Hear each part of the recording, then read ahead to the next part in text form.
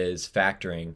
But to truly understand factoring, you first need to understand, how do I multiply binomials or just any factors together? So here we have two factors that are both binomials. They have two parts. And we're going to distribute the parts of one factor to the other one. So that distributive process is multiplication. We're multiplying x times x. So that would be x squared. Then we multiply the x times the negative 7 to get a negative 7x. The other term in that first factor is 4, so we're going to distribute the 4 to both parts of the other factor. So 4 times x is just 4x. 4 times a negative 7 is going to be negative 28. And we try to combine like terms or clean up whatever we can in this expression. So I have x squared, a negative 7x, and a positive 4x combined to give me a negative 3x. And then negative 28. It doesn't have another number to combine with. So this factor, these two factors, when multiplied together, end as this algebraic expression, x squared minus 3x minus 28. If we see x minus 5 times x minus 6, we do the same thing. We distribute, so x times x would be x squared. X times a negative 6 is negative 6x. I multiply the negative 5 times x is negative 5x.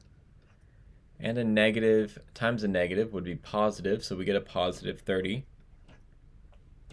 We combine like terms, we get x squared minus 11x from the negative 6 and negative 5x plus 30.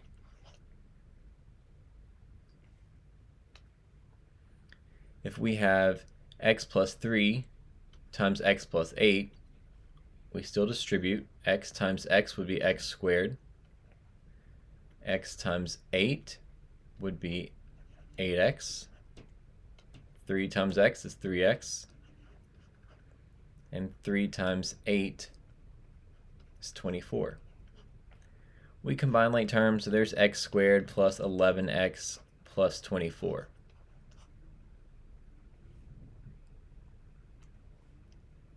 And then this one, while it doesn't look like there's anything to distribute, the thing about having something squared is that it is multiplied by itself. So x minus 4 times x minus 4 could have been rewritten as that squared, but if I'm trying to distribute, I want to write it out twice to distribute this. So x times x is x squared still. X times negative 4 is negative 4x. Negative 4 times x is negative 4x. And then negative 4 times negative 4 to get a positive 16. I combine like terms and end with x squared minus 8x plus 16. So anytime you see something squared, some binomial squared, you want to multiply it by itself.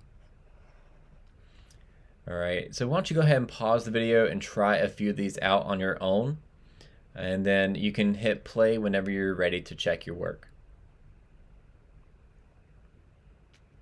Alright, so if you did these on your own, you should have gotten x squared minus 11x minus 12 for number 5, x squared plus 10x plus 24 for number 6, x squared minus 9x plus 14 for number 7, x squared plus 8x minus 33 for number 8, and x squared plus 3x minus 54 for number 9, x squared plus 3x plus 2 for number 10. If you feel comfortable with these, that's really good. What you want to be able to do is almost practically do these within your head to be able to factor well. So I put a few more here for us to practice, and this is going to distribute the same way, but we have a little bit bigger number. So we have a 3x times x, which is just 3x squared. A 3x times negative 3 would be negative 9x. Negative 2x coming from the middle terms. And negative 2 times negative 3 gives me a positive 6. So I combine like terms to get 3x squared minus 11x plus 6.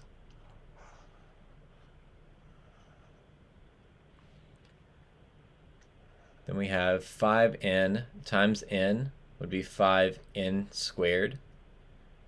5n times 4 is a 20n. 3 times n is 3n. And 3 times 4 should be 12.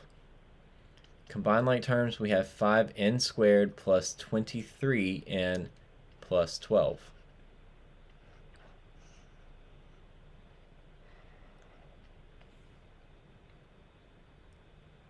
And so you want to go ahead and practice as many of these as you can. The better you are with distributing these things in your head, the better you'll be once you try to do the undistributing, which is the factoring part.